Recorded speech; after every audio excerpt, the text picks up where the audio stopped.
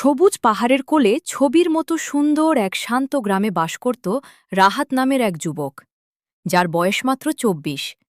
কিন্তু তার চোখের নিচে জমে থাকা কালচে দাগ বলে দিত সে দীর্ঘকাল শান্তিতে ঘুমায়নি।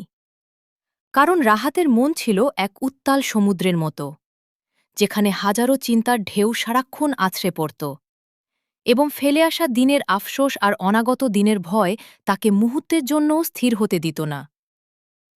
হাসতে ভুলে যাওয়া রাহাত যখন দিশেহারা, ঠিক তখনই সে জানতে পারল এক মহাজ্ঞানী বৃদ্ধের কথা, যিনি একসময় নামকরা মনোবিজ্ঞানী ছিলেন এবং এখন কোলাহল ছেড়ে নির্জন পাহাড়ের চূড়ায় এক কুটিরে বাস করে মানুষের মনের অন্ধকার দূর করতে সাহায্য করেন। যা শুনে আশার প্রদীপ বুকে নিয়ে দীর্ঘ পথ পাড়ি দিয়ে রাহাত সেই কুটিরে পৌঁছালে এবং বারান্দায় শান্ত ভঙ্গিতে বসে থাকা বৃদ্ধকে দেখে তার মনের সবটুকু অস্থিরতা ঢেলে দিয়ে বলল, দাদু, আমার ভেতরে এক বিশাল যুদ্ধ চলছে। আমি শান্তি চাই, আমায় পথ দেখান। বৃদ্ধ তখন মৃদু হেসে তাকে একটি স্বচ্ছ কাচের গ্লাস দিলেন, যা একদম কানায় কানায় জলে পূর্ণ ছিল, এবং বললেন, এই গ্লাসটি নিয়ে তুমি পুরো গ্রাম এক চক্কর দিয়ে আসবে, কিন্তু মনে রেখো, এক ফোঁটা জলও যেন বাইরে না পড়ে।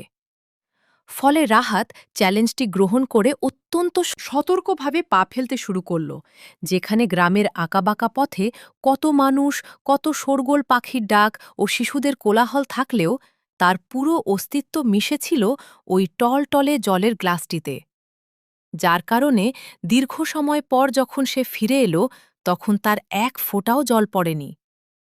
সাফল্যের হাসিতে রাহাত যখন জানালো সে পেরেছে, তখন বৃদ্ধ শান্ত গলায় প্রশ্ন করলেন, রাহাত, পথে আসার সময় তুমি কি পাহাড়ি ঝর্ণার শব্দ শুনেছ? কিংবা ওই যে রঙিন ফুলগুলো ফুটেছে, তা কি দেখেছ? যা শুনে রাহাত অবাক হয়ে বলল, না দাদু, আমার সব মনোযোগ তো ছিল গ্লাসের জলের ওপর। ওসব দেখার সময় কোথায়? তখন বৃদ্ধ তার কাঁধে হাত রেখে বুঝিয়ে দিলেন, এটাই হল মনের শান্তি পাওয়ার আসল চাবিকাঠি।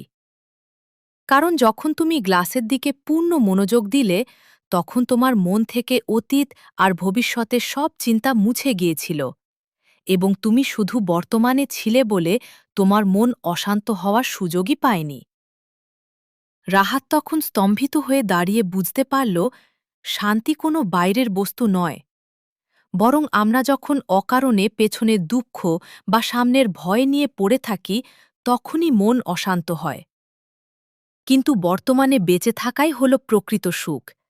আর তাই সূর্যাস্তের রক্তিম আভায় পাহাড়গুলো যখন রাঙিয়ে উঠছিল রাহাত, তখন নতুন এক মানুষ হয়ে উঠল, যার হৃদয়ে এখন আর অস্থিরতা নেই, বরং আছে এক গভীর প্রশান্তি।